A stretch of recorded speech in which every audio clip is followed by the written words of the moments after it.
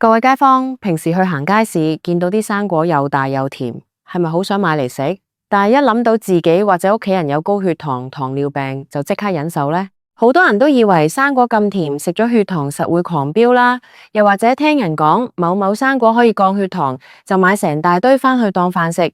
結果呢，去醫院一驗血，醫生都嚇到跳起，話你個血糖指數高到好似坐火箭咁喎。其實大家真係好容易踩中控糖陷阱。今日我就同大家詳細拆解醫生真正認可嘅15款降糖生果名單，話俾大家知邊啲生果雖然甜，但其實好啱糖尿病人食；邊啲生果望落唔甜，但其實係隱形血糖炸彈。最驚人嘅係排喺第一名嘅嗰款真正降糖神器，可能你平時見到都未必會買，原來佢先係真正嘅控糖之王。各位街坊，千祈唔好食錯啊！如果唔係，隨時搞到血糖狂飆，手尾就長啦。講到控制血糖喎，好多街坊一聽到糖尿病呢3個字就驚，特別係如果到咗40、50歲或者60、70歲，身體新陳代謝慢咗，醫生一睇份驗血報告，話你空腹血糖高或者糖化血色素超標，個人真係會好慌。大家第一時間諗到嘅通常都係戒口，尤其係生果。有啲街坊甚至偏激到一粒生果都唔敢食，過住幾年完全冇水果嘅生活，個人乾晒又冇精神。其實醫生一早講過，一刀切完全唔食生果，反而會令身體少咗好多維他命同埋抗氧化物，對心血管仲衰。問題唔係能唔能食，而係識唔識得揀，同埋識唔識得量。要明白點解有啲生果可以幫手控糖，我哋首先要明白2個好重要嘅概念，一個叫升糖指數，即係大家聽慣聽熟嘅尼寧值；另一個叫升糖負荷，即係尼寧值。好多街坊淨係睇荷蘭值，覺得低荷蘭值一定安全，但係醫生提醒大家，荷蘭值即係你實際食咗幾多糖分入肚，先至係決定你血糖升幾高嘅關鍵。今日我同大家推介嘅呢15款生果，都係經過醫生同營養師嚴格篩選，喺鎂纖值同鎂烴值上面攞到平衡，而且含有豐富嘅膳食纖維、花青素或者特殊鎂，可以幫手延緩糖分吸收，甚至提高胰島素敏感度。事不宜遲，我哋由第15名開始，逐一為大家揭曉呢個名單。排喺第15名嘅係我哋平時夏天最中意食嘅番茄，特別係大番茄。有啲街坊可能會話，番茄都算生果？喺營養學角度，番茄真係屬於生果。大番茄嘅含糖量非常之低，每100克只有大約2-3克糖。佢含有好豐富嘅茄紅素，呢種成分對保護血管好有幫助。糖尿病人最怕嘅就係心血管併發症。每日食一個大番茄，既可以當生果滿足下口腹之欲，又完全唔使擔心血糖會波動。不過街坊要留意，我講嘅係大番茄，唔係嗰啲一串串好似紅寶石咁甜嘅車厘茄。車厘茄嘅糖分其實高好多，食過量一樣會出事。跟住落嚟第14名係番石榴，即係我哋叫開嘅芭樂。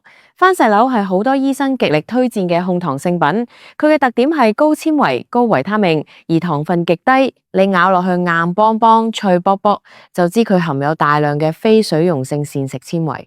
呢啲纖維入到胃之後，好似一塊海綿咁，會吸住其他嘢食嘅糖分，令小腸吸收糖分嘅速度大幅減慢。一個中等大小嘅番石榴，你分2次食，一次食半個，對血糖嘅影響真係微乎其微。第13名係奇異果，特別係綠色嗰款酸酸地嘅奇異果。好多人覺得奇異果好似好甜，其實佢嘅司持值只有大約50左右，屬於低升糖生果。奇異果裏面含有豐富嘅肌醇，呢種成分好神奇，佢可以扮演類似胰島素嘅角色，幫手促進細胞吸收血糖，從而達到穩定血糖嘅效果。加上佢有豐富嘅膳食纖維同酵素，幫手腸道蠕動之餘，又可以減低餐後血糖飆升嘅風險。不過揀嘅時候，綠色奇異果會比金色奇異果更適合需要控糖嘅街坊。第12名係牛油果。牛油果呢幾年好流行，雖然佢食落去完全冇甜味，甚至成口油香，但佢絕對係糖尿病患者嘅恩物。牛油果嘅糖分近乎0，佢主要嘅成分係單不飽和脂肪酸，即係好嘅脂肪。呢種脂肪可以增加飽腹感，令你唔會咁快口痕想食其他澱粉質。更重要嘅係研究顯示，單不飽和脂肪酸可以改善胰島素抵抗。你平時控塊全麥包，切幾片牛油果鋪喺上面食，既健康又完全唔會拉高血糖。第11名係檸檬同埋青檸，呢兩種生果大家平時好少直接咬嚟食，但係佢哋嘅控糖威力不容忽視。醫生建議平時飲水或者食飯嘅時候可以榨少少檸檬汁落去，檸檬酸可以延緩胃排空嘅速度。即係話你食咗落肚嘅飯會喺胃肚留耐少少，慢慢咁移落小腸，咁樣糖分釋放嘅速度就會變慢，餐後血糖條線就會行得好平穩，唔會好似過山車咁直上直下。嚟到第10名係西柚，相信唔少注重健康嘅街坊都知西柚係減肥神器，但原來佢控糖都好叻。西柚裏面有一種叫柚皮素嘅黃酮類物質。呢種物質可以提高身體對胰島素嘅敏感性，幫手肝臟燃燒多餘嘅脂肪。不過呢度有一點醫生特別叮囑，一定要同各位街坊講清楚，如果本身有食緊降血壓藥、降膽固醇藥或者其他長期病患藥物嘅街坊，食西柚之前一定要問過醫生，因為西柚會影響肝臟代謝藥物嘅酵素，隨時會令藥效變強，引致危險。如果冇食呢類藥物嘅，每日食半個西柚，對控糖係非常有幫助嘅。第9名係草莓，即係士多啤梨。好多人見到士多啤梨紅當當，食落去又甜滋滋，就以為佢實多糖啦。其實士多啤梨嘅含糖量喺生果界裏面算係好低，而且佢含有豐富嘅花青素同埋硫花酸，呢啲強效抗氧化物可以減輕身體嘅發炎反應，保護胰島細胞。如果你下晝3、4點有少少肚餓，食5、6粒新鮮嘅士多啤梨，既可以止下口痕，又可以補充維他命礦，血糖又行得好靚。第8名係藍莓，藍莓被譽為北美藍寶石，喺控糖界真係大名鼎鼎。有大型嘅醫學研究追蹤咗幾萬人，發現定時定量食藍莓嘅人，患上第2型糖尿病嘅風險會明顯降低。藍莓入面嘅花青素含量非常之高，可以激活身體入面嘅一啲酶，幫手加速血糖嘅代謝。食藍莓最方便嘅地方係你可以一粒一粒數住嚟食，每次食一小把，大約15至20粒，咁就最安全。第7名係紅桑子，或者叫覆盆子。呢種生果喺香港嘅超級市場都好容易買到。佢同藍莓、士多啤梨一樣，同屬莓果類。紅桑子最強嘅地方在於佢嘅纖維量，喺所有生果入面名列前茅。每100克紅桑子就有大約6.5克嘅膳食纖維，而糖分只有4克左右。呢個高纖低糖嘅比例，簡直係為糖尿病人量身定做。第6名係黑莓。黑莓喺香港相對冇咁普遍，但如果見到，絕對值得買。佢同紅桑子好相似，都係低糖、高纖、高抗氧化。黑莓入面嘅水溶性纖維可以喺腸道形成一種膠狀物質，將糖分包裹住，慢慢釋放，令你食完之後嘅血糖反應非常之溫和。好啦，介紹完前10名入面嘅後半部分，我哋入到前5名嘅核心名單。呢幾款生果，大家喺香港嘅街市、果欄隨時都可以買到，而且性價比好高。第5名係蘋果，特別係青蘋果。廣東人有句俗語話：每日一蘋果，醫生杜絕我。呢句說話真係冇講錯。蘋果含有豐富嘅果膠，呢種係一種水溶性膳食纖維。果膠可以喺腸道調節糖分同脂肪嘅吸收，而且蘋果需要用力咬，慢慢嚼。呢個咀嚼嘅過程會向大腦發出飽辣嘅信號，令你唔會過量進食。不過食蘋果有一點街坊一定要記住，千萬不要削皮。蘋果皮入面嘅抗氧化物同纖維佔咗成個蘋果嘅大半，削咗皮食，控糖效果就會大打折扣。每次食一個細蘋果或者大蘋果，食半個就最完美。第4名係梨，例如我哋普通食開嘅鴨梨或者水晶梨，梨嘅水分非常之充足，食落去好清潤。好多人覺得梨咁甜，水汪汪咁，實會升血糖。但其實梨嘅升糖指數好低，只有30幾。梨入面含有嘅膳食纖維同樣好豐富，而且含有木質素，可以幫手維持腸道健康。不過同蘋果一樣，梨皮都好有營養，洗乾淨連皮食，效果先至最好。第3名係橙，有街坊可能會問，橙都得，平時飲橙汁，阿媽都話好多糖可。冇錯，呢度要分得好清楚。醫生推薦嘅係成個橙食，絕對唔係飲橙汁。當你將3個橙榨成一杯橙汁嘅時候，你係將所有精華嘅膳食纖維隔走晒，只剩下一杯高濃度的果糖水。飲落肚15分鐘之內，血糖實會爆表。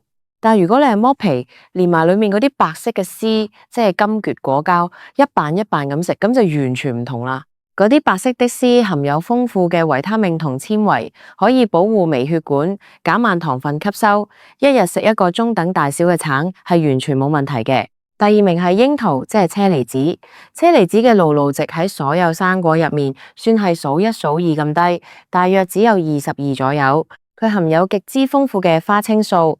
研究表明，花青素可以顯著增加實驗小白鼠體內嘅胰島素分泌。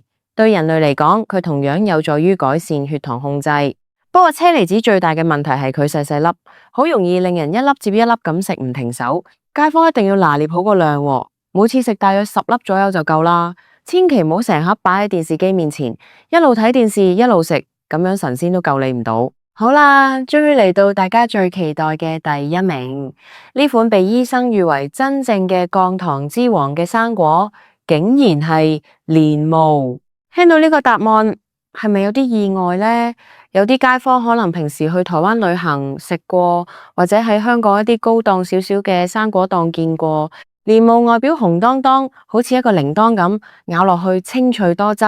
點解佢可以排第1呢？因為蓮霧嘅水分含量高達90%以上，糖分極之低。更重要嘅係，科學研究發現，蓮霧入面含有一種特殊嘅活性成分，具有類似胰島素嘅功效，可以幫手促進血液入面嘅葡萄糖進入細胞進行代謝，從而直接起到穩定甚至輔助降低血糖嘅作用。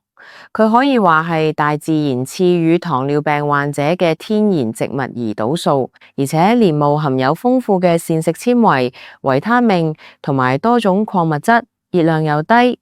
食一個蓮霧既可以滿足你想食甜食、想咬清脆嘢食嘅口慾，又完全唔會對胰島細胞造成負擔。如果你喺街市見到新鮮嘅蓮霧，不妨買幾袋返屋企，當作日常控糖嘅生果首選。好啦，15款生果名單已經全部公開晒俾大家，但係各位街坊知道咗名單之後，如果食法錯咗，一樣會搞到血糖狂飆。醫生特別提醒，有3個黃金食法守則，大家一定要刻骨銘心記住。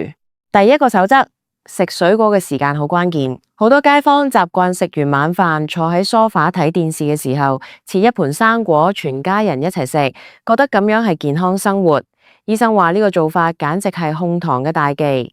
你啱啱食飽飯，胃入面已經有大量由正餐澱粉質轉化出嚟嘅血糖，呢個時候你再塞一堆生果落去，就算係低累累嘅生果，都會令你嘅胰島細胞超負荷工作，血糖指數一定會飆到好高。最理想嘅食生果時間係2餐之間，即係俗稱嘅茶點時間，例如朝早10點至11點，或者下晝3點至4點。呢個時候你前一餐嘅嘢食已經消化得差唔多，血糖開始回落，而下一餐又未到。呢個時候食適量嘅生果，既可以補充能量，防止低血糖引致頭暈，又唔會造成血糖大波動。另外，千祈唔好空腹食太酸嘅生果，如果唔係會傷胃。第2個守則，千祈唔好將生果打成汁或者食果乾。呢點我頭先講橙嘅時候都提過，但一定要再三強調，家陣好多街坊屋企都有部好高級嘅破壁機、榨汁機，覺得每日打一杯鮮榨純果汁俾長輩飲係孝順。醫生話咁樣做其實係害咗長輩。生果打成果汁，纖維全粉碎或者被隔走，果糖會以最快嘅速度直接入血，升糖速度快過你直接飲可樂。同樣道理，市面上好流行嘅芒果乾、提子乾、香蕉片，呢啲更加係糖分炸彈。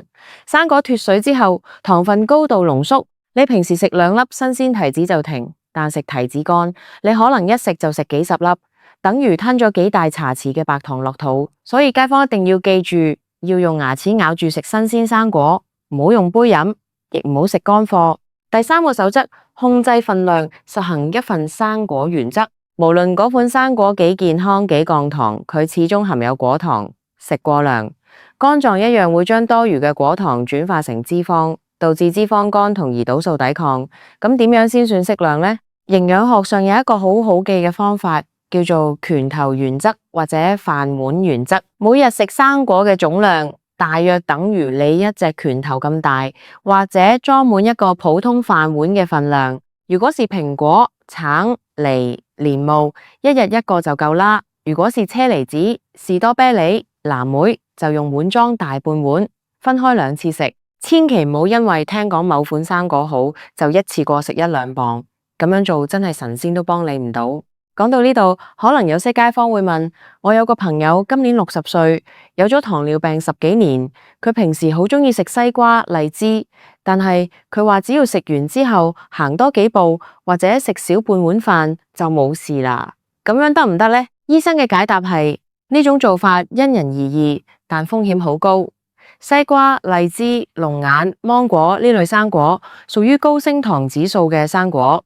佢哋入面嘅糖分主要係蔗糖同葡萄糖，入血速度極快。雖然你可能透過減少正餐澱粉質嚟平充總熱量，但係高曹期生果引致嘅血糖瞬間峰值，對血管壁嘅傷害已經造成咗。所以對於血糖控制得未夠穩定嘅街坊，最好都係盡量避免呢類高糖生果，乖乖地喺我今日推介嘅15款降糖生果入面揀啦。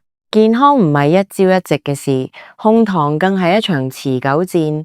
好多街坊一確診高血糖，就覺得人生失去咗樂趣，呢個唔食得，那個唔食得。其實只要我哋掌握科學知識，好似今日咁，清清楚楚知道邊啲生果啱食，點樣食，幾時食，糖尿病人一樣可以享受生活，一樣可以食得好甜蜜，好開心。希望今日同大家分享嘅呢15款醫生認可嘅降糖生果名單，同埋3個食法守則，可以幫到各位街坊。身體健康先至係最大嘅財富。如果你身邊都有親戚朋友、爸爸媽媽或者街坊鄰里正為血糖高而煩惱，成日唔敢食生果，記得將呢啲正確嘅醫療資訊分享俾佢哋聽，等大家都可以食得安心，過得健康。大家加油，一齊做個精明又健康嘅控糖達人。